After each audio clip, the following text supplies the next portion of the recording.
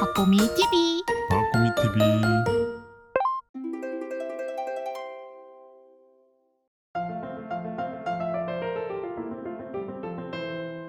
안녕하세요, 박곰입니다. 저희 채널에서 타이거 ETF와 같이 만드는 영상들을 계속 올려드리고 있는데요. 과거에 해드렸던 영상 중에 되게 인기 많았던 영상이 퇴직연금 투자 전략 영상이었는데요. 그 영상에 후속 영상을 준비해 주셨다고 해서 오늘 특별히 또 영상을 준비했습니다. 안녕하십니까? 네, 안녕하세요. 타이거 ETF의 정보호 팀장입니다. 지난번 퇴직연금 투자 전략에 이어서 오늘 2탄을 준비했고요. 여러분들 연금 투자하시는데 좀 도움이 되실 만한 내용들을 가지고 찾아뵈었습니다. 네, 요즘에는 유튜버 입장에서도요, 연금에 관련된 영상 올리면 결과가 되게 좋습니다. 저는 믿을 수가 없어요. 유튜브 처음 시작할 때 연금자 달면 제일 인기 없는 컨텐츠였거든요. 네. 그래도 꿋꿋이 하긴 했었지만 사실 그게 지금의 저희 채널의 색깔을 만드는 데 도움이 많이 되기도 했는데요. 어쨌든 이렇게 많이 바뀌었다는 게 되게 놀랍습니다. 오늘 제가 연금 얘기도 드릴 거지만 네. 또 하나의 금을 가져왔거든요. 연금금. 네, 맞습니다. 너무 좋죠. 퇴직연금 하면 정말 많은 변화가 있고 정말 많이 커지고 있잖아요. 그래서 최근에 들었던 가장 놀라운 뉴스는 400조 돌파 뉴스인 것 같습니다. 이야, 어떤 걸 갖다 놔도 400조는 너무나 큰 돈이고 그만큼 시장이 커지고 있다는 걸 의미하는 거잖아요. 과연 퇴직연금 400조 시장, 이 수치가 의미하는 바는 무엇일까요? 일단 고용노동부에서 발표한 2024년 퇴직연금 투자 백서에 따르면 작년 말 기준으로 드디어 국내 퇴직연금 적립금이 전년 대비 49.3조 원이나 증가한 431.7조 원으로 역대 최대 규모를 기록했는데요. 2019년에 221조였으니까 5년 만에 2배 가까이 늘어난 셈인데요. 특히나 ETF나 펀드와 같이 이제 실적 배당형 상품에 투자한 금액이 75.2조 원으로 전년 대비해서 53.3%나 증가하면서 퇴직연금 적립금의 증가세를 이끌었습니다. 퇴직연금 적립금 중에서도 이 실적 배당형의 비중은 17.5%까지 늘어나면서 그동안에 이제 원금 보장형 위주의 저축에서 투자로 패러다임의 변화가 나타났다고 할 수가 있겠습니다. 작년 한 해 동안 퇴직연금 계좌의 전체 수익률은 4.77%를 기록하면서 최근 2년 동안 물가 상승률이나 시중금리를 상회하는 실적을 거두었는데요. 실적 배당형 상품의 경우에는 지난해 연간 수익률이 9.96%를 기록하면서 원금 보장형의 3배에 육박하는 성과를 보여줬는데, 그러면서 ETF나 TDF와 같은 상품들이 연금의 대표 상품으로 떠오르기도 했습니다. 430조까지 벌써 넘었네요. 네. 와. 아니, 퇴직연금 하면요, 미국에서는 이미 보편화되어 있지만 그래도 우리나라에서는 지금 정말 커지고 있는 거잖아요. 퇴직연금이 커지고 있다는 것을 의미를 부여해 보자면 나의 노후 준비를 투자로 하는 사람들이 그만큼 늘었다라고 보면 되는 걸까요? 네, 투자는 연금의 시대가 왔다라고도 할 수가 있고, 거기에 또 일조를 많이 박고미님이 하신 것 같은데요. 너무 뿌듯합니다. 진짜 이런 날이 오는군요. 생각보다 또 빨리 왔습니다. 이렇게 시장이 빠르게 성장하게 된 이유에는 크게 두 가지로 설명을 할 수가 있을 것 같은데요. 첫 번째로는 수명 연장입니다. 100세 시대가 이제 현실이 되면서 연금은 단순히 10에서 15년 정도 쓰는 돈이 아니라 30년 이상을 유지해야 할 생활자금이 된 건데요. 우리나라의 경우에는 작년 12월 공식적으로 초고령 사회에 진입을 했습니다. 유엔 기준에 따르면 65세 이상 인구 비율이 20% 이상이면 초고령 사회로 진입을 하는데요. 지난해 말 국내 65세 이상 주민등록 인구수가 1000만 명을 돌파를 하면서 20%를 넘어섰습니다. 전체 인구수는 감소하는데 평균 수명의 증가로 고령 인구가 증가하면서 예상보다 더 빠르게 초고령 사회에 진입을 한 건데요. 2018년 고령 사회에 진입한 지 불과 7년 만에 초고령 사회에 진입을 하면서 세계적으로도 빠른 속도입니다. 65세 인구 1000만 명이에요. 네. 어떻게 보면 이제 부양해야 될 인구가 더 많아지고 있는 거죠. 그러면 우리가 길 가다가 4명 중에 1명꼴로 65세 이상의 사람이 있다라고 생각할 정도로 지금 많아진 거군요. 네. 저희가 65세 이상에 진입했을 때는 그때는 절반이 고령 인구가 될 것으로 전망이 되고 있고요. 시뮬레이션으로서는 그렇게 나오더라고요. 2명 중에 1명요. 저 그런 상상도 해봤습니다. 제가 65세쯤이 되었을 때요, 청년도약 계좌 55세까지 이런 말이 나오지 않을까. 55세가 청년.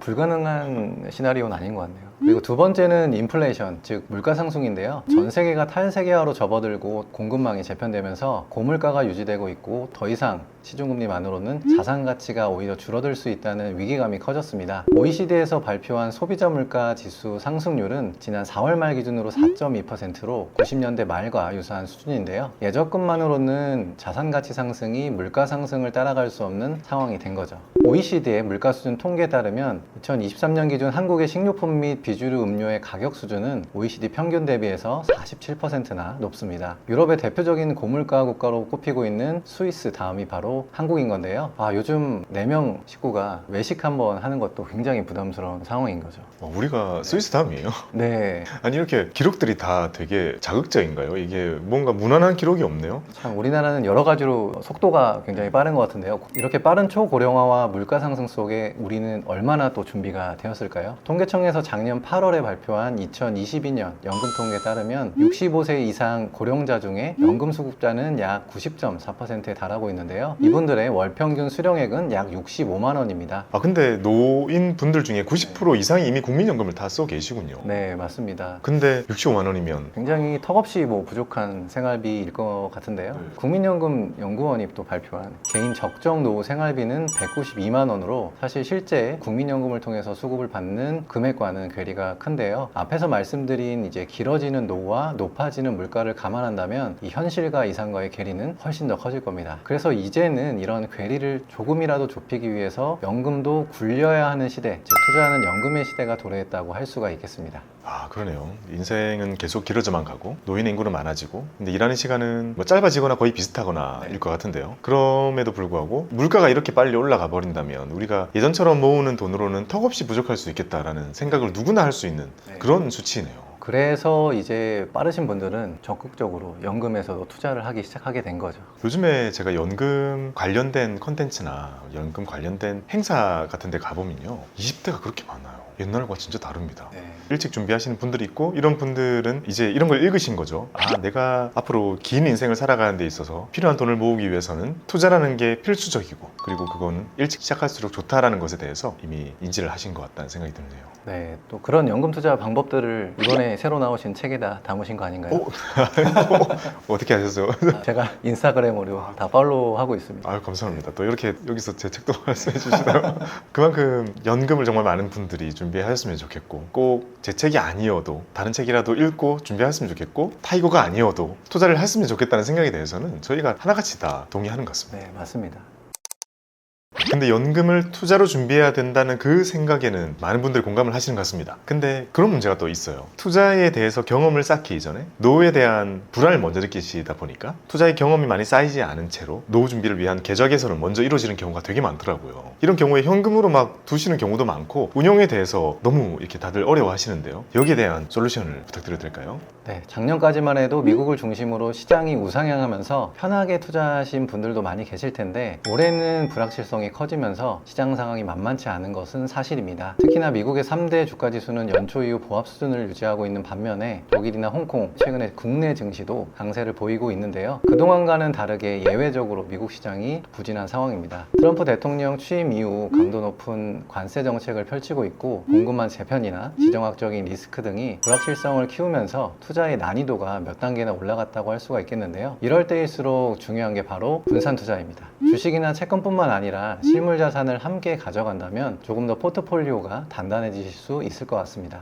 네, 이제는 주식과 채권에다가 더불어 실물 자산까지 섞는 걸 고려해야 될 때인 것 같은데요. 실물 또 하면 금이잖아요. 맞습니다. 금은 대표적인 인플레이션 해지 자산으로 불리우는데요. 역사적으로도 금융위기나 달러 약세 국면에서 자산을 방어해준 자산입니다. 올해 들어서 미국 정부의 불확실한 관세 정책이 글로벌 금융시장의 불확실성을 확대하고 있는데 이런 상황에서 투자자들은 금 투자를 늘리고 있는 상황입니다. 특히나 미국의 재정 적자에 대한 우려가 확산이 되면서 신용등급까지도 하락한 상황에서 대표적인 안정형 자산인 달러나 미국채는 약세를 보이고 있는 반면에 금은 홀로 그 역할을 유지하고 있습니다. 금에 투자하는 다양한 방법이 존재하는데요. 실물로 직접 매입을 하실 수도 있고 골드뱅킹이나 금 선물, 금 관련된 ETF나 펀드 등을 통해서 간접적으로 투자하는 방법도 있습니다. 하지만 개인이 실물로 금을 직접 사는 건 보관이나 거래 비용, 도난 위험성 등 진입 장벽이 높은데요. 그래서 최근에는 간접 투자 방식을 통해서 금 투자를 많이 하고 계십니다. 다만 골드뱅킹이나 금 선물 같은 경우에는 연금 투자가 불가하기 때문에 연금 계좌에서도 투자가 가능한 ETF를 통한 금 투자가 늘어나고 있는 추세이기도 합니다.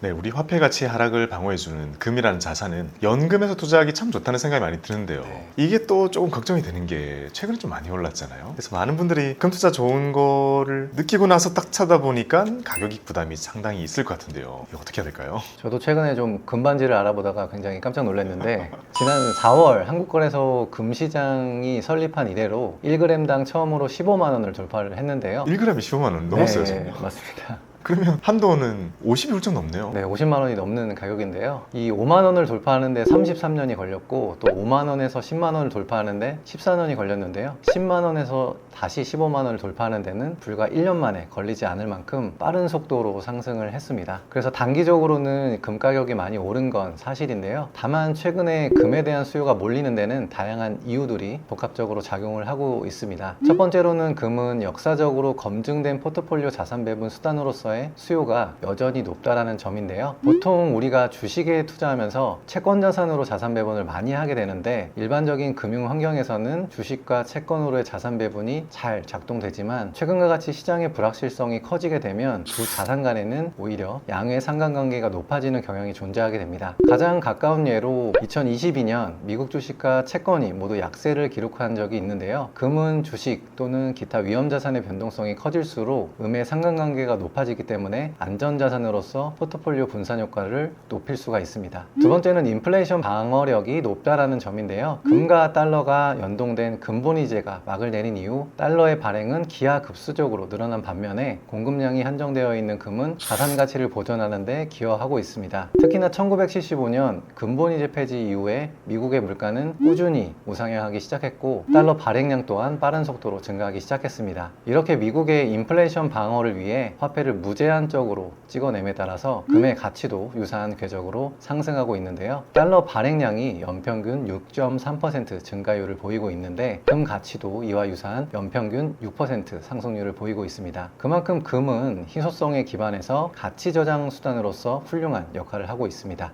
세 번째는 각국 중앙은행의 비축량 증가입니다. 러우 전쟁을 비롯해서 최근에 또 불거지고 있는 이란, 이스라엘 전쟁까지 글로벌 지정학적 분쟁이 다시 불거지기 시작을 하면서 2021년 이후 각국의 중앙은행들은 금을 전략자산으로 적극적으로 매수하기 시작했습니다. 2010년 이후 2021년까지 중앙은행의 연평균 금 순매수량은 약 400톤 수준이었는데 그 이후에는 매년 1000톤 이상의 높은 순매수세를 보이고 있습니다. 중앙은행은 전통적으로 금 가격의 하방을 다지는 역할을 해왔지만 최근에는 수요 주체로서 금 가격 상승세를 주도하고 있다고 할 수가 있겠습니다. 마지막으로 네 번째는 AI 기술이 상용화되면서 첨단 기술 관련 수요가 증가를 하고 있습니다. 일반적으로 금은 비금속 수요로 경기에 따라서 순환하는 모습을 보여줬는데요. 최근에는 각종 반도체 회로기판이나 바이오 센서, 전력 커넥트 등 다양한 첨단 기술 분야에서 사용이 증가하면서 경기와 무관하게 필수적인 IT 소재로서의 역할도 강화되었습니다. 앞서 금의 수요 증가의 원인으로 자산 배분 수단으로서의 수요, 인플레이션 방어 수단으로서의 수요, 그리고 중앙은행의 전략 자산으로서의 수요, 마지막으로 첨단 기술 산업의 주요 소재로서의 수요 등을 말씀드렸는데요. 금이라는 실물 자산이 가지고 있는 국제적인 위상과 또 다각화된 수요처로 인해서 장기적인 전망은 여전히 밝다고 할 수가 있겠습니다. 그러네요. 이게 금값이 오를 수밖에 없게 모든 환경이 그렇게 맞춰지고 있네요. 네, 오를 수 있는 이유는 다 있었다.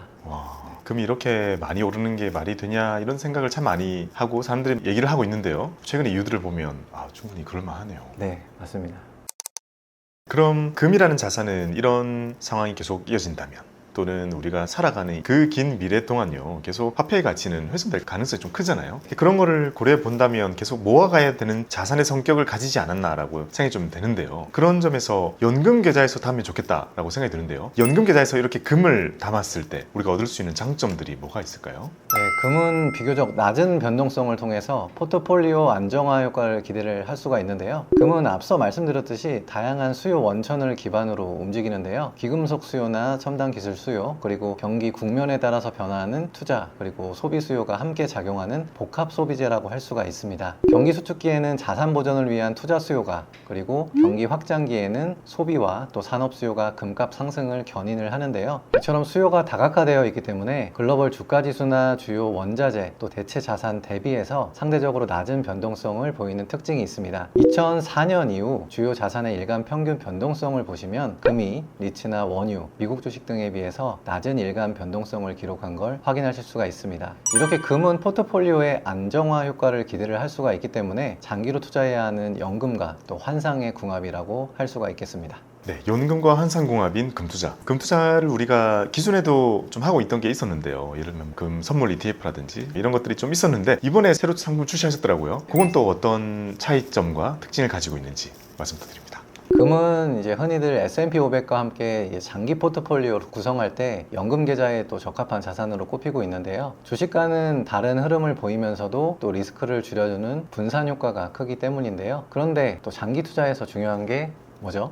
비용을 아껴야죠. 맞습니다. 바로 비용인데요. 처음에는 작은 차이처럼 보여도 10년이나 20년이 지나면 그 차이는 꽤 커지기 마련인데요. 이번에 6월 24일에 상장한 타이거 KRX 금연물 ETF는 특히 비용에 신경을 많이 썼습니다. 먼저 글로벌 최저 수준의 금 보관 수수료를 책정하고 있는 한국 KRX 금 거래소를 통해서 금 투자 비용을 낮췄고요. 또 무엇보다도 앞서 시장에 나온 금 관련 ETF들 대비해서 장기 투자에 적합한 합리적인 비용으로 총 보수를 연 0.15%로 책정을 했습니다. 또한 타이거 KRX 금연물 ETF는 실제 금을 펀드에 편입하는 현물형 ETF로 국내외 상장된 금 ETF를 편입하는 재간접 방식의 금 ETF에서 발생하는 이중보수가 없기 때문에 실질 비용 면에서도 합리적으로 금에 투자하실 수가 있습니다. 저도 한때 그런 생각을 참 많이 했거든요. 우리 금 투자할 때 대부분의 잔고가 골드뱅킹이 있잖아요. 그래서 저는 그게 안 좋다가 아니라 우리가 궁극적으로 갖게 되는 금은 똑같은 거잖아요. 금은 하나밖에 없는 거잖아요. 그래서 최종적으로 이렇게 동일한 자산을 사게 되는 투자도 그렇게 흔치 않잖아요. 이렇게 동일한 금을 갖게 되는데 우리에게 결국 중요한 것은 조금이라도 더 그걸 사는 과정에서 비용을 좀 낮게 하고 조금이라도 더 그걸 가지고 있는 동안 비용을 낮춰야 된다라는 얘기를 참 많이 했는데요. 그런 게 오늘 좀 많이 반영이 된 것 같아서 되게 좋은데요. 네네. 오늘 여러 가지로 금에 대한 말씀들을 많이 드렸는데 금을 연금에서 활용했을 때는 장기 투자 또 분산 투자 효과를 극대화하실 수 있는 하나의 수단으로 사용을 하실 수가 있고요. 또 저희는 그 점을 고려해서 합리적인 비용을 책정을 했다라고 할 수가 있겠습니다. 네, 오늘 이렇게 퇴직연금 투자를 할 때 우리가 금 투자를 어떻게 활용할 수 있을지 그런 유익한 내용들을 배워봤습니다. 마지막으로 우리 공공인 분들께 한 말씀 해주신다면요. 서두에 연금도 저축에서 투자로 바뀌고 있다고 말씀을 드렸는데요. 퇴직연금의 실적 배당형 비중의 증가 추이를 보더라도 많은 분들이 앞으로의 불확실한 환경에 적극적으로 나서고 있다고 할 수가 있겠습니다. 저희 타이거 ETF에서는 장기 투자를 위한 다양한 상품들을 합리적인 비용으로 제시해 드리고 있는데요. 투자가 어렵다고 생각하시는 분들은 저희 타이거 ETF로 시작을 해보시면 어떨까 싶습니다. 앞으로도 여러분들의 평안한 노후를 위해서 타이거 ETF는 좋은 상품으로 또 저희 박고미TV는 좋은 컨텐츠로 찾아뵐 수 있도록 하겠습니다. 광고 영상임에도 영상 끝까지 봐주신 우리 구독자분들을 위해서 오늘은 정말 특별한 이벤트를 준비를 했습니다. 참여 방법은 똑같습니다. 영상 바로 아래에 응원의 댓글 한 줄 남겨주시면 자동으로 참여가 됩니다. 저를 응원하든 타이거를 응원하든 금시장을 응원하든 구독자 여러분 스스로를 응원하든 상관없습니다. 댓글을 남기신 분들 중에 4분을 추첨해서 금 1g을 선물로 드리겠습니다. 당첨자는 딱 일주일 뒤 밤 9시에 커뮤니티를 통해서 공지해드리겠습니다. 이번에 금을 받으시는 분 모두 우리 구독자분들입니다. 정말 특별한 금 1g 준비했으니까 많이 참여하시고 많이 받아가시기 바랍니다. 오늘 광고 영상을 통해서 소개해드린 ETF는 바로 타이거 KRX 금현물 ETF였습니다. 여러분들의 투자에 도움이 되었으면 좋겠습니다. 성토를 기원합니다. 감사합니다.